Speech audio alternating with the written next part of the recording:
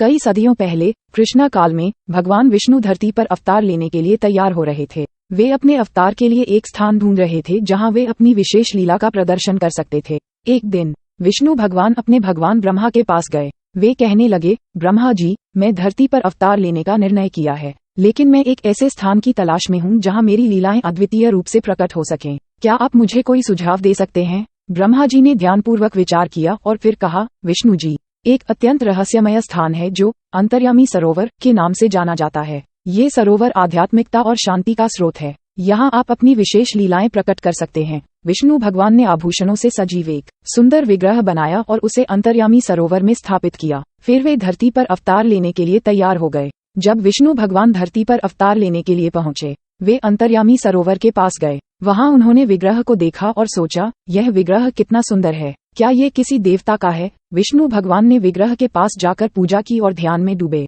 उन्होंने विग्रह को अपनी आंखों से देखा और एक अद्वितीय दृश्य देखा। विग्रह की आंखें खुल गईं और वह बोले, ओ नाथ, आपका दर्शन करके मेरी आत्मा को शांति मिल गई है। आप मेरी पूजा कर रहे हैं, लेकिन आपको ये पता होना चाहिए कि मैं भगवान विष्णु हूँ। विष्णु भगवान अचंभित हो गए और उन्होंने प्रणाम किया। प्रभु, क्या ये सच है? आप यहाँ कैसे? भगवान विष्णु ने जवाब दिया, मेरे प्यारे भक्त, जब मैं धरती पर अवतार लेने के लिए तैयार हो रहा था, तो मैंने ब्रह्मा जी से सुझाव पाया कि मेरी लीलाएं अंतर्यामी सरोवर में हो सकती हैं। यहाँ मेरी भक्ति करने से आत्मा को शांति मिलती है। अब आपके दर्शन से लगता है कि वह सुझाव सच में कारगर था। भगवान विष्णु ने फिर विग्रह को पूजा और अपनी लीलाएं प्रकट की। वे अंतर्यामी सरोवर के किनारे पर बैठे और ध्यान में डूबे। वहां के साधकों ने उनकी भक्ति की जय जयकार की और भगवान विष्णु की महिमा गुणगान की। इसके बाद विष्णु भगवान ने अपने अवतार के रूप में धरती पर प्रकट हुए और अपनी लीलाएं प्रकट की। लोगों ने उनके अवतार का स्वागत किया और उनकी लीलाओं को देखकर आनंद मनाया। इसके बाद अंतर्यामी सरोवर को विष्णु सरोवर के नाम से जाना गया